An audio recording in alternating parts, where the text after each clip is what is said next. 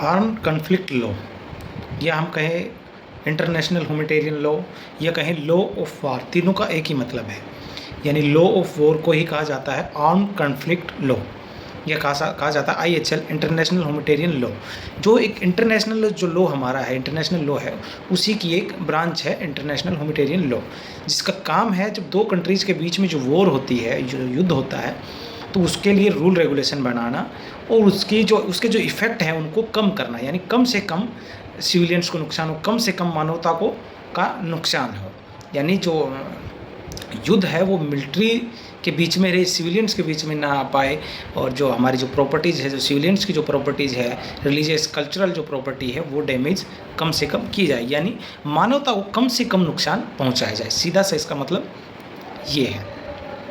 तो देखते हैं कि इसकी शुरुआत कहाँ से हुई। तो जब सेकेंड वर्ल्ड वॉर हुआ 1945 में, यूएनओ को गठन किया गया, बहुत सारे देशों में बहुत सारा नुकसान भी हुआ। हिरोशिमा नागासाकी पे परमाणु बम गिराए गए, जिससे बहुत ज़्यादा कैजुअलिटी हुई, और बहुत सारे देश सारे एक मंच पर आए और उन्होंने यूएनओ का, यानी यूनाइटेड नेशन का गठन किया। और वहीं पे एक एक्ट बनता है यूएन चार्टर, और यूएन चार्टर का जब आप आर्टिकल 51 को देखेंगे तो उसमें क्लियर मेंशन किया गया है, विदाउट एग्रेशन और विदाउट लॉफुल रीजन, अगर कोई कंट्री किसी दूसरी कंट्री के खिलाफ अगर वॉर इनिशिएट करती है तो इंटरनेशनल लॉ का वोलेशन माना जाएगा।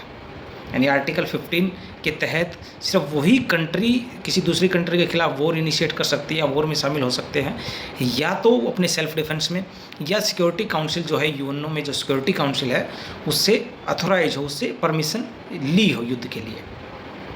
ठीक है, ये इसके सोर्स के बाद में जिनेवा कन्वेंशन हुआ, हैग कन्वेंशन हुआ, और बहुत सारे प्रोटोकॉल और बार बार कन्वेंशन होते रहे, और जिनमें अलग अलग गाइडलाइंस जारी किए, अलग अलग रूल्स जारी किए, जैसे कि जो घायल हो गए युद्ध में उन पे वार नहीं किए जाएंगे, जो रेड क्रॉस के जो पर्सोनल है, जो रेड क्रॉस के कार्यकर्ता है जो युद्ध में घायलों की मदद करते हैं, उनको आप रिस्पेक्ट किया जाएगा, दोनों तरफ की मिलिट्रीज द्वारा उनको प्रोटेक्ट किया जाएगा, एम्बुलेंस वगैरह को रास्ता दिया जाएगा, उसके साथ कोई छेड़खानी नहीं की जाएगी।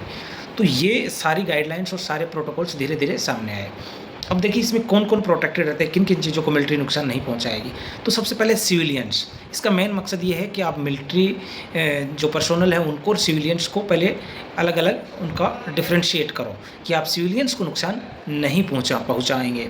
उसके अलावा जो न्यूट्रल कंट्रीज है, न्यूट्रल स्टेट है, न्यूट्रल ऑर्गेनाइजेशन है, कुछ ऑर्गेनाइजेशन है जो इंटरनेशनल लेवल पे काम करती है, किसी एक कंट्री की हो सकती है, तो उन न्यूट्रल ऑर्गेनाइजेशंस को मिलिट्री हानि नहीं पहुंचाएगी, है ना, उनको इसमें युद्ध में शामिल नहीं करेगी। उसके अलावा हॉस्पिटल्स को, स्कूल कॉलेजेस को निशाना नहीं बनाएगी, इन पर अटैक नहीं किया जाएगा।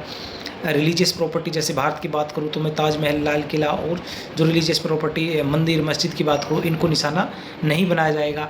दूसरा जो कैदी है उनके साथ में इनह्यूमन, यानी उनके साथ में क्रूरतापूर्ण जो व्यवहार है वो नहीं किया जाएगा, उनके साथ एक एज ए इंसान की तरह ट्रीट किया जाएगा। ये सब गाइडलाइंस जारी की, इसीलिए इसको कहते हैं लॉ ऑफ वॉर, यानी वॉर के लिए क्या लॉ बनाया गया है।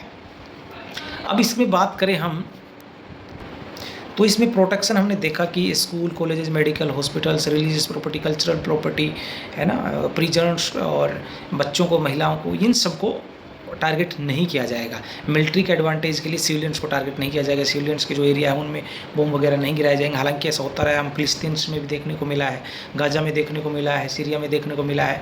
मिलिट्री अपना पर्पज़ पूरा करने के लिए, एडवांटेज लेने के लिए सिविलियंस को टारगेट करती रही है, और वो बहुत सारे केसेस पेंडिंग भी हैं इंटरनेशनल कोर्ट में। अब बात करते हैं कोई इन रूल्स को नहीं माने तो उसके लिए क्या। तो इसके लिए इन्फोर्समेंट के लिए इंटरनेशनल क्रिमिनल कोर्ट बनाया गया है, और इंटरनेशनल कोर्ट भी है इसके लिए। अगर कोई नहीं मानता है तो उसके खिलाफ हम उसको कोर्ट में जा सकते हैं, उसका ट्रायल फेस करना होता है। अगर वैसा पाया जाता है तो सेम उस पर रेस्ट्रिक्शंस लगाई जाती है, उस पर बैन लगाया जाता है, और जो कैजुअलिटी हुई उसका जो फाइन हुआ वो उस कंट्री पे डाला जाता है। जैसे कि आपने देखा होगा जी, जो पहला विश्व युद्ध हुआ तो उसमें जर्मनी के ऊपर जो सारा खर्च हुआ, जो नुकसान हुआ, जर्मनी के ऊपर डाला गया था। तो इसी तरीके से जिस कंट्री की गलती है उस पर फाइन इम्पोज किया जाता है, रेस्ट्रिक्शंस लगाई जाती है। तो ये सब चीज़ें क्या है, इन्फोर्समेंट के लिए है।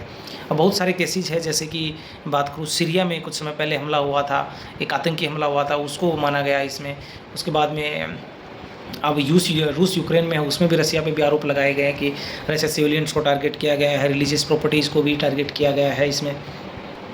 और अब इंडिया पाकिस्तान की बात करते हैं। इंडिया पाकिस्तान में 1965 में भी युद्ध हुआ, 71 में भी हुआ, 99 में भी हुआ और अब 2025 में भी युद्ध किया सर, जो आप देख रहे होंगे मीडिया में सब युद्ध हर जगह वॉर ही चल रहा है।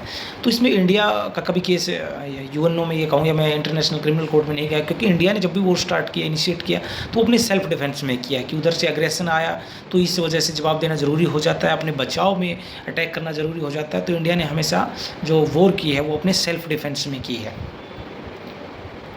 और जब आरोप लगता है कि पाकिस्तान ने इनिशिएट किया, तो पाकिस्तान इसमें हमेशा एक ही अपना लेके आता कि एक आतंकवादी हमला था, आतंकवादियों की वजह से उनको टारगेट किया गया, तो वो इसको एक टेररिस्ट अटैक कह के अपना बचाव कर लेते हैं। हालांकि जो पावरफुल कंट्रीज है वो इन रूल रेगुलेशंस को कम मानती है, क्योंकि जो इन्फोर्समेंट है वो इसका कोई पनिशमेंट खास उसमें है नहीं, और पावरफुल कंट्री कहीं ना कहीं लोगों को कंट्रोल करने की कोशिश करती भी है। ये हमेशा हमने देखा है, चाहे वो इजराइल की वॉर हो, अमेरिका की किसी के साथ में वॉर हो, ऐसा देखने को बहुत बार मिला भी है। वॉर में एक रेड क्रॉस जो सोसाइटी है उसका बहुत बड़ा योगदान देखने को मिलता है, जो घायलों के उपचार के लिए और जो मददगार वहाँ पे जो ज़रूरत होती है, तो रेड क्रॉस पर्सोनल हमेशा वहाँ तैयार मिलते हैं। तो रेड क्रॉस एक इंटरनेशनल संस्था है जो वहाँ जो युद्ध के मैदानों में काम करती है, जो घायलों के उपचार के लिए काम करती है, सिविलियंस के लिए काम करती है।